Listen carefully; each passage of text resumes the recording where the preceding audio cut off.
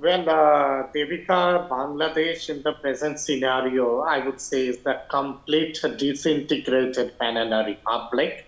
There are so many groups and subgroups. It is really very difficult to figure out as to who is in control of what. The student community in Bangladesh itself is disintegrated. It is divided. There are, very many subgroups in it, and all are at loggerheads with each other. On top of that, we should not forget that the Awami League still has a huge presence in Bangladesh, almost around 35 to 40% of the population. They support the Awami League, and we have been seeing a resurgence of the Chhatra League or the Chhatra League Parishad of the Awami League in different parts of Bangladesh. Every now and then we keep on seeing videos and slogans coming up in Dhaka International Airport, in Chattogram, and in other places where there is a clear cut kind of a warning that the Awami League and the Chhatra League will spring back and it will come back to power, and none of them will be spared, those who tried to ransack the country. So there is a kind of a political divide.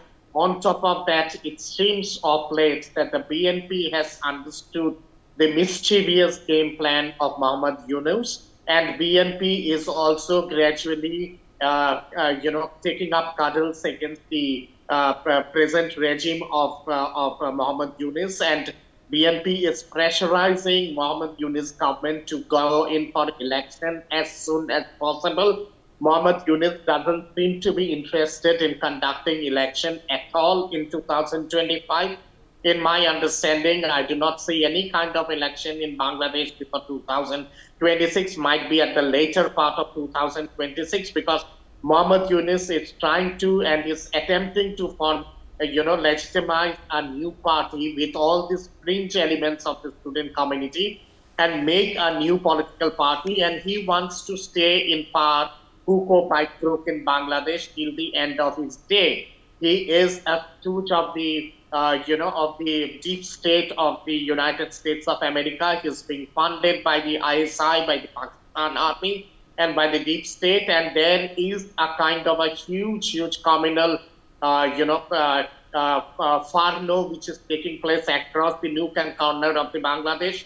Jamaat is hell bent upon in creating a Talibanized Bangladesh. They want to have a Taliban Sharia regime in Bangladesh. The minorities are being killed, they are being butchered, whether it's the Hindus, the Muslim, the Buddhist, or the Christian community or the tribal community. So there is a kind of a complete chaos. Today, I was also reading and I was listening to a couple of media reports coming from Bangladesh, where there is a claim that one of the Punjab regiment of West Punjab of Pakistan has already landed up in the streets of Bangladesh, and they are patrolling several areas of the street of Dhaka, the West Punjab regiment of the Pakistan army. So that also proves in a kind of a nexus which is going on. And I understand that they have been talking about revelation. I think after the 20th of January, there will be another revelation. And in my understanding, in 2025, we might see a series of revelations coming up in Bangladesh. And it is a complete chaos. It's a civil war which is taking place in Bangladesh. And I do not rule out by March, April 2025, there might be a likelihood that Sheikh Hasina might go back to Bangladesh, and she might retake power there. The army in Bangladesh is also at loggerheads with Mohammad Yunus. The army general doesn't trust Mohammad Yunus at all, and there seems to be a tug of war going on. And in my understanding, is like in this kind of a chaotic civil war situation, there might be a takeover by the army for a couple of months in near future, and they might be in Okay. possession of martial law also in Bangladesh. So it's very difficult to predict as to in which way Bangladesh is heading for. Okay, Major and Gigi Vedi, your And Dr. one, S.K. Datta, I leave the last word with you. okay, thank you. See, Devika, there are many things which I cannot say it on air.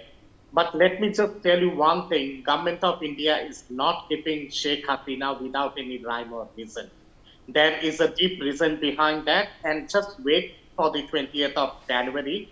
Permutation combination at the international level is going to change drastically, and especially the stake of United States of America in relation to Bangladesh after coming of Trump is going to be drastically opposite than the present thinking of the present regime in United States of America. There is also a huge pressure which is being developed in the Chittagong area by the Arakan army, and the Arakan army is almost on the verge of invading Chittagong sooner or later. So things are, are upcoming in a very big way and are upholding in a very big way. We just have to wait for another 25, 30 days or so.